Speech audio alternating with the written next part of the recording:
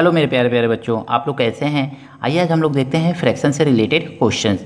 तो ये क्वेश्चंस जो हैं आपको पिछले वीडियो में बताया गया था कि आपको कमेंट करके बताना है। तो बहुत से बच्चों ने प्रैक्टिस क्वेश्चन को कर करके कमेंट सेक्शन में इसका आंसर बताने का प्रयास किया है। बहुत ही अच्छा प्रयास है। आइए हम लोग देखते हैं इस क्वेश्चन को कैसे सॉल्व करेंगे। तो सबसे पहले हमने बताया था पिछले वीडियो में कि जो डिनोमिनेटर होता है उसका क्या लिया जाता है, एलसीएम लिया जाता है। तो 4 और 8 का हम लोग एलसीएम लेंगे और देखेंगे कि 4 और 8 का एलसीएम कितना आता है।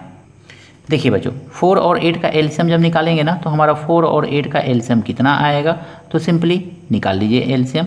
तो 2 का टेबल पढ़िए, 2 से ही ये देखिए 4 भी 2 से डिविजिबल है एंड 8 भी 2 से डिविजिबल है। 2 2 जा 4 एंड 2 4 जा 8। सिंपली आप ऐसे लिख लीजिए। फिर देखेंगे तो 2 से फिर डिवाइड कीजिए, 2 1 जा 2 एंड 2 2 जा 4। फिर इसको 2 से डिवाइड कीजिए। देखिए ये नंबर अलग है, ये नंबर अलग है, एक में नहीं है। इसको 12 नहीं पढ़ेंगे, ये 1 है ये 2 है, अलग अलग नंबर है। तो ये तो 1 आ गया। अब इसको 2 1 जा 2, बस आपको इतना करना है। अब इसका एलसीएम निकालना है, एलसीएम। तो अब इसको देखेंगे तो एलसीएम कितना होगा, तो हमने बताया था कि यही वाला नंबर का मल्टीप्लाई किया जाता है। तो 2 मल्टीप्लाई 2 मल्टीप्लाई 2, 2 2 जा 4, 4 2 जा 8। तो ये आपका एलसीएम आ गया। एलसीएम कितना आया आपका, तो 8 आ गया। तो सिंपली आपको क्या करना है, यहाँ पे 8 लिख लेना है ऐसे, सिंपल एकदम।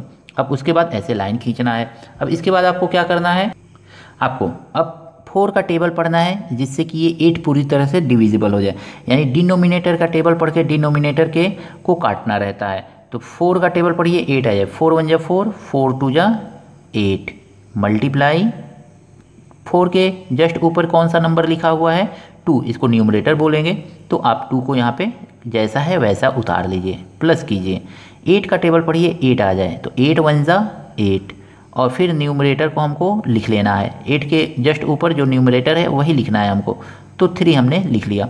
2 का टेबल पढ़िए 2 बार, 2 2 जा 4, तो ये आपका आ गया 4। यानी कि इन दोनों को मल्टीप्लाई कर दिया और प्लस 3 1 जा 3, तो ये हो जाएगा आपका 3। आई होप आपको ये क्वेश्चन अच्छी तरह से समझ में आ रहा होगा। कहीं भी प्रॉब्लम होगा कमेंट सेक्शन में बताइएगा कहाँ पे आपको समझ में नहीं आ रहा है। 4 और 3 को प्लस करेंगे तो आपको मिलेगा 7 एंड ये मिल जाएगा आपको 8। यही आपका आंसर है। देखिए कितना सिंपल तरीके से लग गया। अगला क्वेश्चन देखते हैं। इसमें दिया हुआ है 7 है एंड 14 है। 7 और 14 का आपको एलसीएम निकालना पड़ेगा। तो आई होप एलसीएम निकालना अब आपको आ गया होगा। आप बताइए 7 और 14 का एलसीएम कितना होता है, तो जल्दी से निकाल के बताइए। आई होप आप लोग एलसीएम निकाल चुके होंगे। तो बताइएगा कमेंट सेक्शन में इसका एलसीएम कितना होगा। देखिए हम निकालने का प्रयास कर रहे हैं। तो यहाँ पे क्या है, 7 है, यहाँ पे है आपका 14। तो ऐसा टेबल पढ़िए कि 14 डिविजिबल हो जाए, साथ साथ 7 भी अगर में डिविजिबल हो तो डिविजिबल हो जाए। तो हम सबसे छोटे नंबर से शुरू करते हैं, 2 से। तो 2 से क्या 7 डिविजिबल है, 7 डिविजिबल है, इसको छोड़ दीजिए 14। तो 2 7 जा 14, 2 के टेबल से 14 डिविजिबल है बट 7 नॉट डिविजिबल। तो 7 जैसा है वैसा ही यहाँ पे लिख लीजिए। अब देखिए 7 दोनों 7 किससे डिविजिबल है, तो 7 से ही डिविजिबल है। 7 1 जा 7, 7 1 जा 7, यानी कि दोनों का डिविजिबल हो गया। अब हम लोग लिखेंगे LCM, LCM list common multiple. तो ये हो जाएगा आपका कितना, तो इन्हीं दोनों नंबर का ना मल्टीप्लाई करना है। तो 2 मल्टीप्लाई 7 और 7 2 जा हो जाएगा ये आपका 14। तो आई होप आपका भी एलसीएम आया होगा 14। तो अब देखिए यहाँ पे आपको लिख लेना है 14। तो 14 लिख लीजिए यहाँ पे। आइए इस तरह से सिंपली लाइन खींच लीजिए। बस इतना ही तो करना ही रहता है आपको इसमें।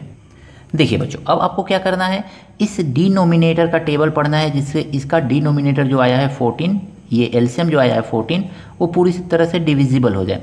7 का टेबल पढ़िए 14, 7 1 जा 7, 7 2 जा 14, 2 चांस में आएगा ना, तो 2 लिख लीजिए सिंपली। और 7 के ऊपर जो न्यूमरेटर है उसको लिख लीजिए 4। तो आई होप आपको समझ में आ रहा होगा आप क्वेश्चन। प्लस 14 का टेबल पढ़िए, 14 पूरी तरह से डिविजिबल हो जाए। तो 14 1 जा 14 मल्टीप्लाई 14 यहाँ पे लिखा हुआ है ना, अब 14 के जस्ट ऊपर कौन सा नंबर है, तो 5 है। तो आपको 5 यहाँ पे सिंपली लिख लेना है।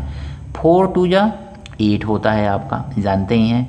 और प्लस 5 1 जा 5 होता है आपका।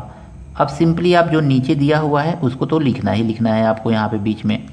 अब देखेंगे इन दोनों नंबर को प्लस कर लेंगे तो आपका 8 और 5 कितना आ जाएगा, 13 बाई 14। तो आई होप ये दोनों क्वेश्चन बहुत ही अच्छी तरह से आपको समझ में आए होंगे।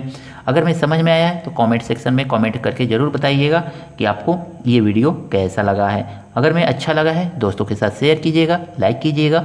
चैनल पर बच्चों नए हैं तो चैनल को सब्सक्राइब कर दीजिएगा इसी तरह के नए नए वीडियो को प्राप्त करने के लिए। हाँ, आज का क्वेश्चन जो है, इन दोनों क्वेश्चंस को आपको सॉल्व करके कमेंट सेक्शन में बताना है कि इन दोनों क्वेश्चन का आंसर क्या होगा। आई होप आप ज़रूर प्रयास करेंगे और कमेंट सेक्शन में बताएंगे इन दोनों क्वेश्चन का आंसर क्या होगा। मिलते हैं नए वीडियो में इसी तरह के नए प्रश्नों के साथ।